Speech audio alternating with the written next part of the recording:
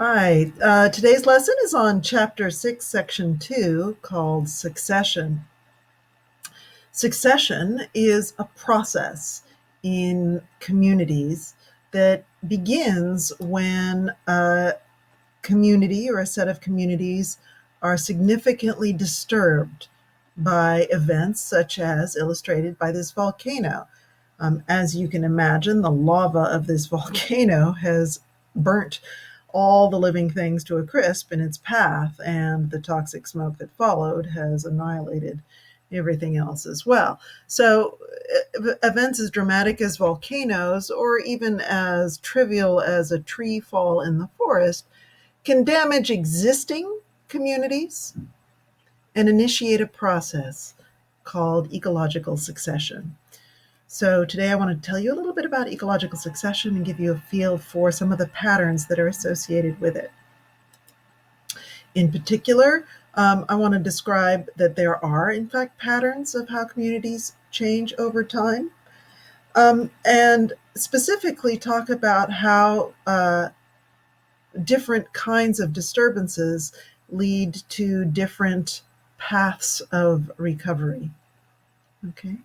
So, to do that, I'm going to begin with a pattern of succession called primary succession.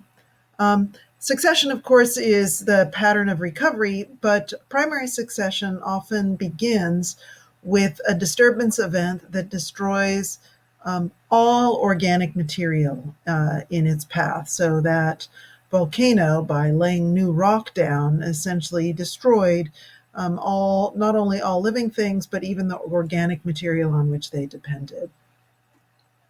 What follows is a series of predictable events that occur in the community over time, and the consequence is, in many cases, recovery of the original community. So what you're looking at is a curious illustration because it's meant to be read like a graph with time here on the x-axis. So over here at the beginning is our initial disturbance event in which all living things are destroyed and even the organic material is gone. We're left with bare rock here.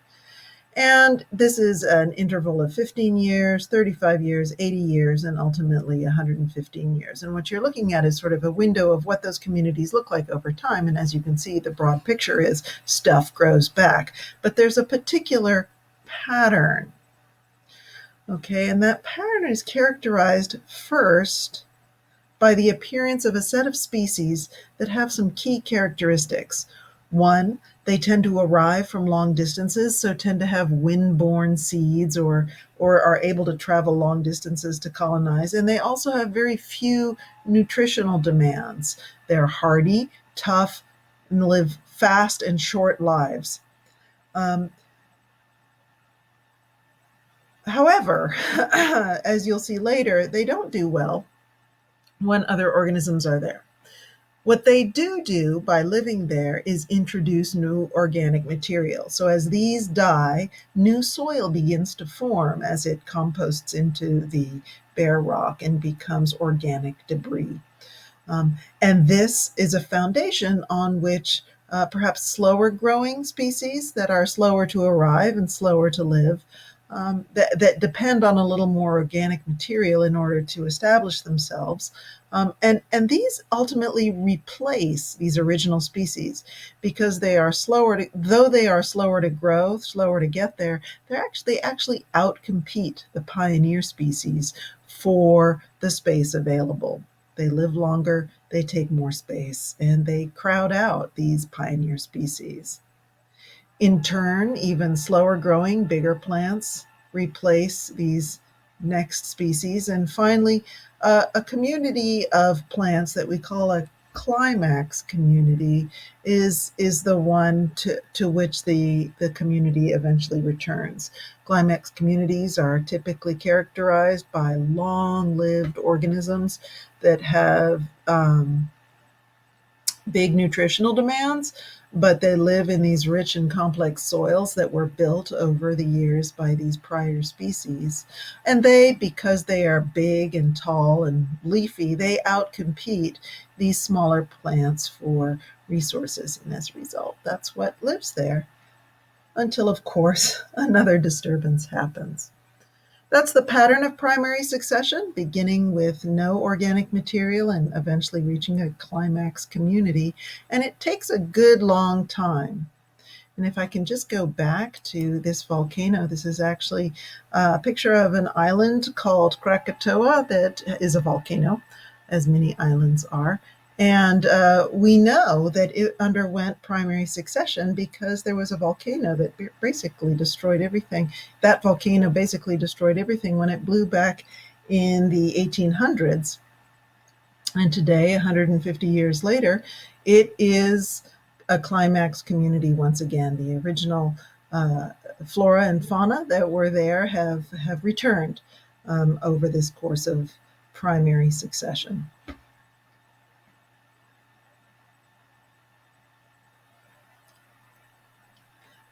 Here's an example of a primary succession species, a pioneer species. It's called lichen. Now, lichen is interesting because it's not actually one organism, it's two that live as a symbiosis. It is a combination of algae and fungus that collaborate to form an organism that really doesn't need soils at all. Because it contains algae, those photosynthesize and produce their own food, and the fungus absorbs whatever material is around there, the nutrients in the rocks themselves, and together they suffice in order for this organism to live. They're a classic pioneer species, as are these very fast-growing grasses.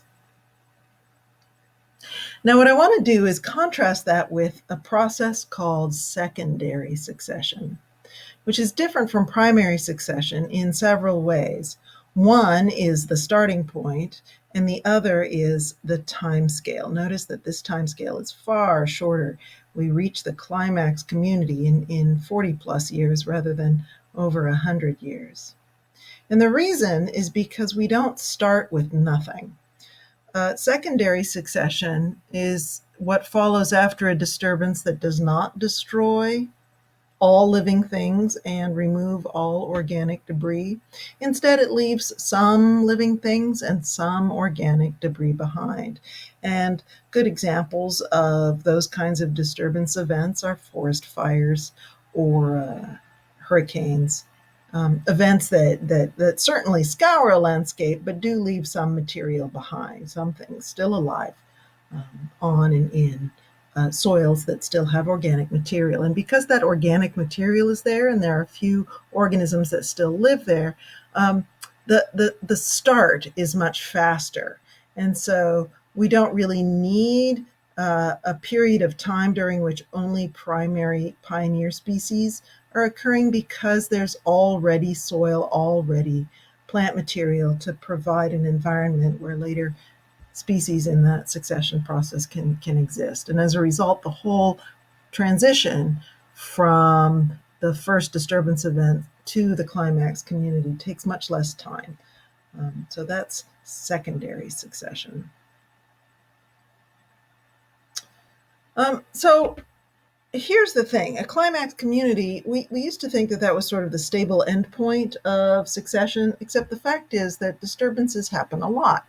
And in some communities, they happen regularly and frequently, and others less regularly and less frequently. So when you go into a forest that has a climax community, say you go to Yellowstone National Park or Yosemite and look at those climax community forests, you can see that they're kind of like a patchwork quilt where a fire has swept through a little bit of region and a tree fall over here or there has started secondary succession. And so you have within this community portions that are at different stages of succession, climax peppered with some areas with primary and secondary succession pioneer species and some other growths in between.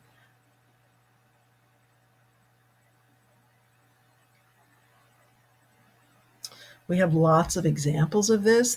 These two pictures were taken at the same place in Indonesia a beach where a tsunami hit in um, 2004. Of course, a tsunami is a hurricane.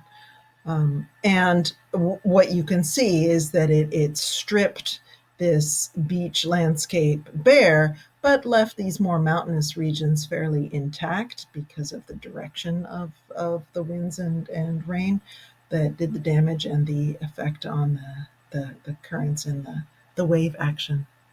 And it took only 10 years for succession to proceed tremendously well, until you can start seeing the beginnings of those kinds of species that will ultimately form that climax community. So we see that natural disturbances happen all the time, both at small scales and large scales, leading to this pattern of succession that is pretty surprisingly predictable. That said, when the disturbances are human made, sometimes the outcome is less predictable because the starting point is altered from a natural starting point. So, for instance, when we disturb landscapes such as old growth tropical rainforest in order to put in farmland, um, if we abandon that farmland, which actually happens frequently for reasons that will become clear in a moment, what follows is not the old growth. We don't ever return to the old growth tropical rainforest climax community. Instead, something new happens. New plants come in, and the forest that arrives is not one that was ever there before. And the reason in tropical forests is this: because in these landscapes, almost all of the nutrients in them are in the trees themselves. And when you remove them, then none of the nutrients remain in the landscape. So when a fire burns through here, all those resources dissolve into the soil, even if they're inorganic, and can be picked up again, even by pioneer species. But when you remove them, say by logging, you actually cart away all that organic material. And as a result, the organic material is gone. And farming, it turns out, in those areas is actually not very successful because the soils have very little in the way of nutrients in them. Like I said, most of those nutrients were up in the living organisms. And when you take away the living organisms, you also take away the nutrients. And without nutrients in them, what follows, is only a short lived several years of farming until the soils are completely depleted.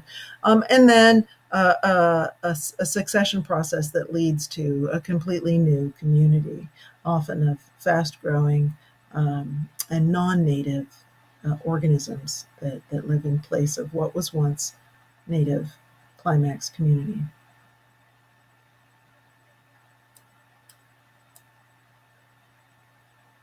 Okay. So ecologists study succession in a variety of communities to get a better understanding of what happens with disturbances, because as humans have a greater and greater impact by virtue of our numbers on natural communities, we are very interested in certainly preserving the resources that are there, since we do depend on them. Okay, well, that's it for succession. It's a short lesson, and I hope you found it informative.